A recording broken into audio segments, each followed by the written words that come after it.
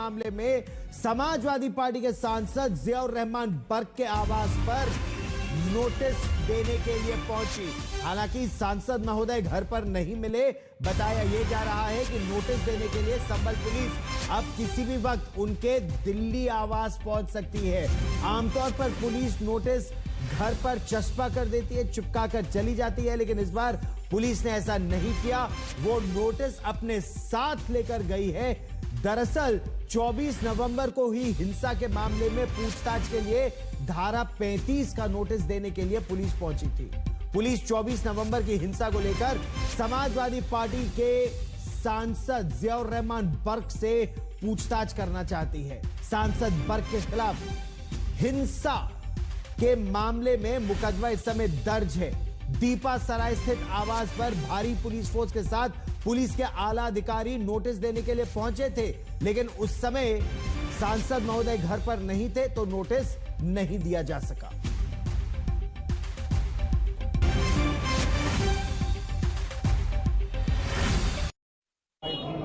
ये एसआई की टीम आई है जांच के लिए, लेकिन यहाँ सांसद जी मौजूद नहीं है यहाँ पर, और उनकी वालिदा की तबीयत खराब चल रही है। उनके वालिद मोहतरम भी दिल्ली में तशरीफ फरमा है। वहाँ पे यहाँ उनके परिवार का कोई सदस्य नहीं है, सिर्फ औरतें हैं यहाँ पर। फैमिली का कोई बड़ा लोग नहीं है यहाँ पर। तो जब पुलिस आई थी तो आप लोगों ने क्या बताया कि सांसद जी घर पर क्यों नहीं है? ना, किन लोगों ने आपसे वो लोग जांच के लिए आए हुए हैं, लेकिन हम भी अपने तरीके से, मतलब कानूनी प्रतिक्रिया हम भी अपने तरीके से कर रहे हैं। अच्छा, कुछ बताया होगा कि क्यों आई थी पुलिस की और क्या मामला? नहीं ना, जब है नहीं तो कोई पुलिस क्या बताएगी। वो तो अपने तरीके से काम कर रहे हैं। पुलिस टीम अपने तरीके से काम कर रही है, हम अपनी कानूनी प्रतिक्रिया हम भी अपने कर रहे हैं। अच्छा, कुछ पेपर लगाया या कुछ? नहीं ना, अभी नोटिस छापा नहीं करा सर अभी। किस चीज के नोटिस की बात कर रहे हैं? भाई यही है, पीडब्ल्यू की टीम आई थी कल, तो उसके लिए आई थी, नाप कर ले गई है। सड़क से बीच के सड़क पे ये नापा है कि कितना निकला हुआ एरिया कितना है, लेकिन वो उसमें सही पाया गया। ऐसा कुछ नहीं है सर। अब क्या नोटिस दिया है? नहीं, नोटिस कुछ नहीं। कब आएंगे अगली बार? ना, अभी उनके वालिदा की तबीयत खराब चल रही है, इसलिए वो दिल्ली में है सर, और भी हाउस भी चल रहा है सर। अच्छा, एमपी साहब के पिताजी भी हैं यहाँ? ना, नहीं, दिल्ली में है सर। वो भी, उनकी बीबी की तबीयत खराब है सर, हॉस्पिटल में है सर, दिल्ली में। तो संसद का सत्र चल रहा है। सांसद महोदय इस समय दिल्ली में है। पुलिस की टीम पहले पहुंची उनके संभल के निवास पर, और वहीं से अभिनव माथुर मेरे सहयोगी ज्यादा जानकारी के साथ हमारे साथ जुड़ रहे हैं। अभिनव, पुलिस की पड़ताल 24 नवंबर के मामले में बहुत ही एक संवेदनशील मोड़ पर है इस समय, और इसीलिए सांसद महोदय से बात करना पुलिस के लिए बेहद महत्वपूर्ण है। किन बिंदुओं पर पुलिस जियाउर रहमान बर्क से बात करना चाहती है, क्या जानकारी मिल पाई है? देखिए गौरव, 24 नवंबर 2024 की जो हिंसा है उसको लेकर के पुलिस की जो जांच है वो लगातार तेजी से आगे बढ़ रही है। 23 मार्च को जामा मस्जिद कमेटी के सदस्य जफर अली की गिरफ्तारी हुई, और अब संभल पुलिस उसी हिंसा के मामले में जो है, जो कि समाजवादी पार्टी के सांसद जियाउर रहमान बर्क जिस मुकदमे में नामजद है हिंसा के, उसी मुकदमे में अब जो है नामजद मुकदमे में जो फिलहाल जाँच के लिए आगे बढ़ाते हुए सांसद से जो पूछताछ करना चाहती है। और यही वजह है कि जो SIT और जो पुलिस की जो टीम है वो सांसद के घर जो है पूछताछ का नोटिस तामील कराने के लिए पहुंची थी, जिससे कि समाजवादी पार्टी के जो सांसद हैं वो पुलिस की जो पूछताछ है उसमें शामिल हो सके। जो पूरा सब कुछ उस दिन 24 नवंबर 2024 को लेकर के जो पुलिस के जो सवाल हैं उसको लेकर के जो सांसद जो है उसके जवाब दे सके। इन तमाम जो कई ऐसे पुलिस के सवाल है जिनका जवाब जो है समाजवादी पार्टी के सांसद को देना है, उन्हीं जवाबों को लेकर के फिलहाल पुलिस आज वहां पर नोटिस तामील कराने के लिए पहुंची। लेकिन सांसद के जो है दिल्ली में होने की जानकारी मिली है, उनके घर पर कोई नोटिस जो फिलहाल जो तामील जो पुलिस जो नहीं करा सकी, और उसके बाद पुलिस वापस लौट गई है। तो ऐसे में अब फिलहाल जो 24 नवंबर 2024 का जो मामला है वो काफी तेजी से आगे जो बढ़ता हुआ नजर आ रहा है। और हमारे दर्शकों के लिए बात जानना जरूरी है कि जियाउर रहमान बर्क सांसद है समाजवादी पार्टी के लिए, कि वो नामजद हैं FIR में 24 नवंबर को जो हिंसा हुई थी। संभल के सांसद ने कहा था कि सरकार बदले की भावना से काम कर रही है। जियाउर रहमान का क्या मानना है, हम आपको वो भी सुनवाते हैं। पुलिस प्रशासन चाहता है कि मैं उनकी आवाज़ को नहीं उठाऊं, क्योंकि उन्होंने जुर्म किया है। मैं चाहता हूं उनको दंडित करना चाहिए। तो मेरे खिलाफ जो हरेसमेंट किया जा रहा है, चाहे वो मेरे झूठा मुकदमा लाइट का लगाया हो, चाहे घर के नक्शे का हो, चाहे मेरे खिलाफ दंगा भड़काने का मामला हो, या मिसाल के तौर पे जो चीज़ भी है, यहाँ तक कि मेरी अपनी सुरक्षा, मेरे में जो गनर थे उनको सस्पेंड कर दिया अधिकारी ने उसने। मैं पूछता हूँ कि आप ये बताइए कि जहाँ मेरी सुरक्षा व्यवस्था बढ़नी चाहिए थी, क्या ऐसे समय में सुरक्षा हटाने का क्या औचित्य बनता है?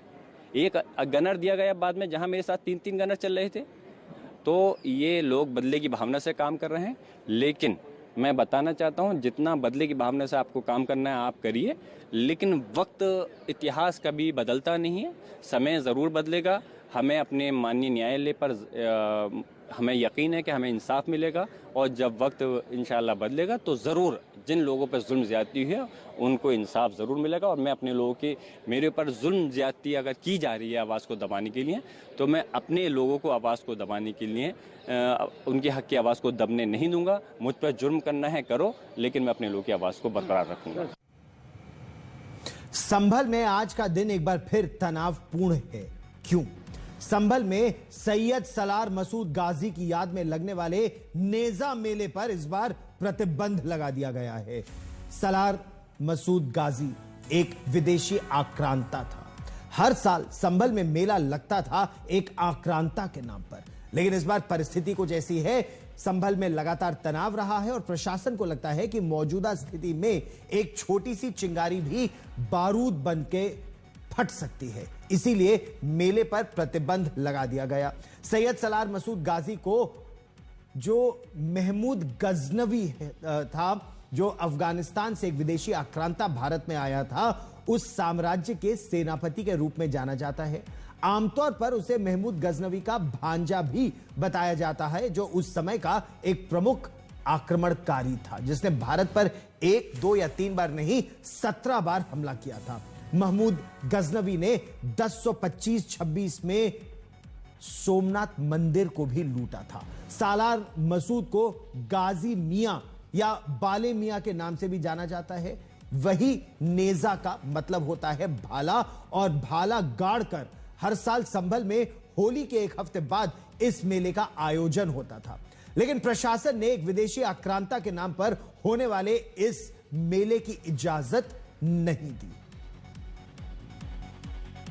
इस वक्त उसी गांव में मौजूद हूँ जहां शहबाजपुर सूरा नगला गांव में आज के दिन नेजा मेले का आयोजन होता था। लेकिन वहां पर आप देखिए दूर दूर तक मैं आपको देखिए दिखाने की कोशिश करूं तो यहां केवल जब जो नेजा मेले का आयोजन होता था तो वहां पर जो झूले दिखाई देते थे, दुकानें दिखाई देती थी, बच्चे खरीदारी करते हुए जो दिखाई देते थे। लेकिन आज ये जो पूरा इलाका है यहाँ आप देखेंगे तो देखिए इस तरफ पूरी फसल यहाँ पर जो दूर दूर तक आपको जो दिखाई देगी। ये पूरा वो इलाका है जहाँ पर दूर दूर तक जो दुकानें लगती थी। यहाँ पर उस दिन आने के लिए पूरे रास्ते पूरी तरह से जो जाम हो जाते थे। लेकिन आज यहाँ पर देखिए ये पूरी वो मजार है जो कि यहाँ इस पूरे गांव में स्थित है, जिसको पता है कि के सिपा सलार यानी सैनिकों की, और यहीं पर ये पूरा मेला लगता था। लेकिन आज यहाँ पर रैपिड रिएक्शन फोर्स के जो जवान हैं उनकी यहाँ पर जो तैनाती है, और देखिए किस तरीके से यहाँ पर जो आज जो जवानों की यहाँ पर जो तैनाती जो की गई है। इसके अलावा पुलिस और प्रशासनिक अधिकारी भी अभी यहाँ पूरे पहुंचे थे जायजा लेने के लिए। और देखिए ये वो सामने की जगह है जहाँ पर जो है ये दूर दूर तक आपको उस तरफ भी वहाँ जो है पूरे में जो दुकानें जो है नजर आती थी। ये पूरा इलाका जो है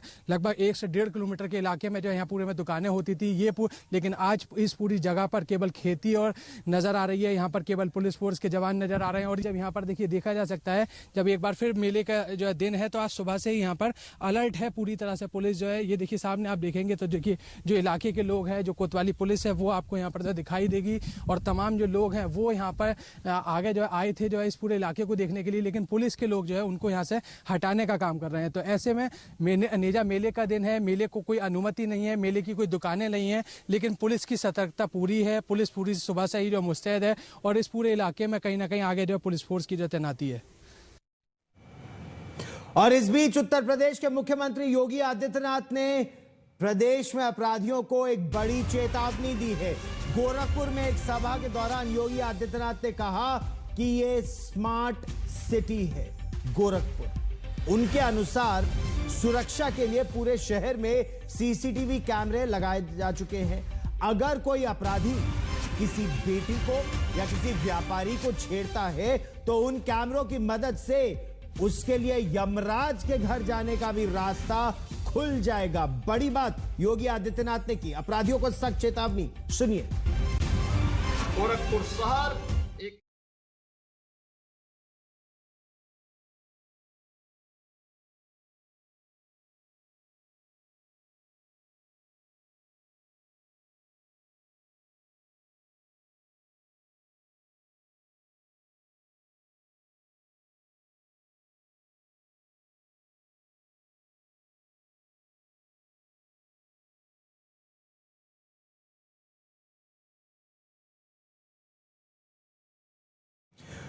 दिल्ली में नवरात्र और ईद के बहाने एक नया विवाद खड़ा हो गया है। बीजेपी के कई विधायक इस समय मांग कर रहे हैं कि नवरात्रों पर राजधानी दिल्ली में मीट की दुकानें बंद रखी जाए, क्योंकि नवरात्र आस्था का मामला है। तो इस